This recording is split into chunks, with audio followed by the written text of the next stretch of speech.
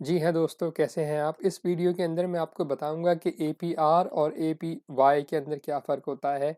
अगर आपने क्रिप्टो में कुछ एक वक्त लगा लिया है, कुछ टाइम से आप क्रिप्टो के अंदर हैं, तो आपको डेफिनेटली आपके सामने एक APR और APY आपने चीज़ें देखी होंगी। ये हर जगह पर ही तकरीबन नज़र आते हैं। आप देखें, यहाँ पर भी APRs हैं, यहाँ पर भी APY और APR आ रहे हैं। अगर आपको नहीं पता कि ये क्या है, तो मैं इसको आपको बहुत सिंपल तरीके से एक्सप्लेन करते हूँ दिखा के। ठीक है, तो हम इसकी मिसाल ले लेते हैं। ठीक है, इस वक्त इसका APR है 590 19% 50.50। तो अगर मैं आपको फ़र्ज़ करें, अगर आप $100 इन्वेस्ट करें, ठीक है, इस $519 जो भी इस वक्त इसका रेट है 519.50, और अगर ये रेट 1 साल तक यही रहेगा तो आपका जो प्रॉफिट होगा वो इतना होगा, $519.50। ये प्रॉफिट है, यानी टोटल आपका 100 प्लस ये आपका प्रॉफिट होगा। ओके, तो ये होता है APR। APY क्या होता है? APY के अंदर चीज़ें कंपाउंड होती हैं।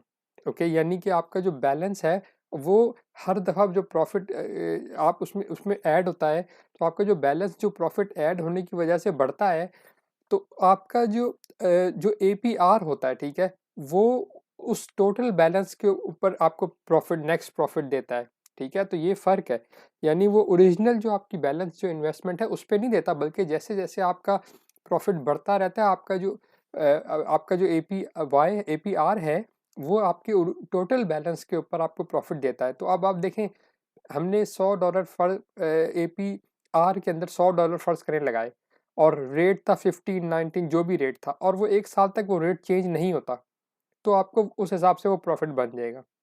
लेकिन अगर ये APY होता, जिसमें कि आपका बैलेंस अपडेट होके और इंक्रीज होता है, और आपका जो रेट है वो उस बैलेंस के ऊपर अप्लाई होता है, तो हम देखेंगे कि क्या रेट बनता है, प्रॉफिट बनता है। तो देखें, $17,288, $17,300 ऑलमोस्ट। यानी ये APR और APY का फ़र्क होता है। यानी अगर ये आपका जो 519.50% रेट APY के हिसाब से, यानी पूरे 1 साल तक रहता है, और आप डेली इसको अपने प्रॉफिट को वापस अपने ओरिजिनल बैलेंस के अंदर इन्वेस्ट करते जाते हैं, उसको बढ़ाते रहते हैं। आप अगर ये काम रोज़ करते हैं, तो 1 साल के बाद आपका जो प्रॉफिट है सिर्फ $100 की इन्वेस्टमेंट पे $17,288 हो जाएगा, $100 के ऊपर। ओके, और अगर मैं कंपाउंडिंग को इसको कहते हैं कंपाउंड करना, यानी आपका जो ओरिजिनल बैलेंस है उसके ऊपर हर दफ़ा नया जो रेट है वो अप्लाई होता है, ओरिजिनल बैलेंस पे नहीं। तो अब आप जैसे, अब अगर मैं कंपाउंडिंग को हटा दूं, तो आपका प्रॉफिट होगा 1 साल के बाद $519।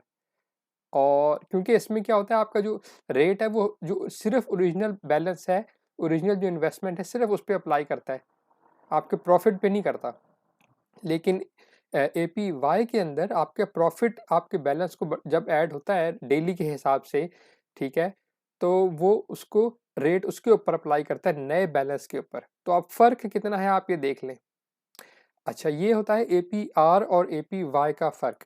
इसके अंदर मैं बस आपको एक चीज़ और बता दूं कि ये जो रेट्स लिखे होते हैं ना, ये रेट फिक्स नहीं होते। ये रेट नॉर्मली जब जब भी कोई भी नया पूल ऐड होता है, तो वहाँ पर शुरू में जो रेट ज़्यादा होता है, लेकिन जैसे जैसे लोग उस पूल के अंदर आते जाते हैं, वैसे वैसे वो रेट नीचे आता रहता है। ओके, तो ये अभी देखें, अभी मैंने आपको वीडियो बना के शुरू की थी, तो ये 500 प्लस पे रेट था, और अब 491 पर आ गया, तो बहुत। और इसी तरह से बाकी उनके साथ भी होता है। ये जब सब शुरू हुए होंगे ये वाले पूल्स, इन सब का रेट भी 1000% या कुछ इस तरह बहुत ज़्यादा होगा, लेकिन अब सब का सब अंडर 100% पे है। लेकिन वो अब APR है ये, ठीक है। यानी अगर अगर मैं इस 81% वाले को, अब देखो 80% हो गया, अगर मैं इसका 81% वाले को फ़र्ज़ करें, अगर ये कम होते होते नॉर्मली ये 50-60% पर आ जाता है, ठीक है। ये जो APRs होते हैं, अगर आप शुरू करें इसको और पूरे 1 साल तक होल्ड करें, तो आप एवरेज जो आपको रेट मिलेगा ना, वो तकरीबन 60-65% होगा। तो अगर आपने $100 लगाए हैं, तो आपको यहाँ पर जो प्रॉफिट है ऐसा कभी भी नहीं होता कि वो जिस रेट से APR से जो दिखा रहा है वो पूरे 1 साल तक होल्ड करेगा, ऐसा कभी नहीं होता। तो हमेशा वो कम होता है। तो आपने जो अपना जो कैलकुलेशन करनी है वो आपने इस रेट पे नहीं करनी जो यहाँ पे दिखा रहा है, क्योंकि ये रेट तो पूरे 1 साल तक रहता ही नहीं है। अभी देखें 482% कंटिन्यूअसली नीचे आ रहा है। तो जैसे मैंने आपको बताया अगले 2, 3, 4 दिनों के अंदर ये बिल्कुल 60, 70, 80% के करीब आ जाएगा। तो आपने अपनी जब भी कैलकुलेशन करें एपीआर के अंडर भी, तो उसी रेट पे करें जिस रेट पे आपको बाकी पूल्स नज़र आ रहे होते हैं।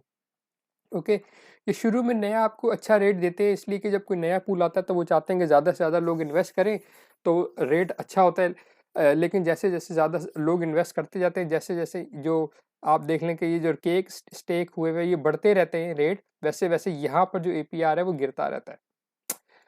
तो उम्मीद है आपको समझ में आ गई होगी कि एपीआर और एपीवाई में क्या फ़र्क होता है। अगर अभी भी आपका कोई क्वेश्चन है तो आप मुझसे कमेंट में पूछ सकते हैं। मैं कोशिश करूँगा कि आपको वो एक्सप्लेन कर दूँ या जवाब वहीं पे आपको रिप्लाई कर दूँ। इसके साथ ही दुआ में याद रखिएगा। शुक्रिया।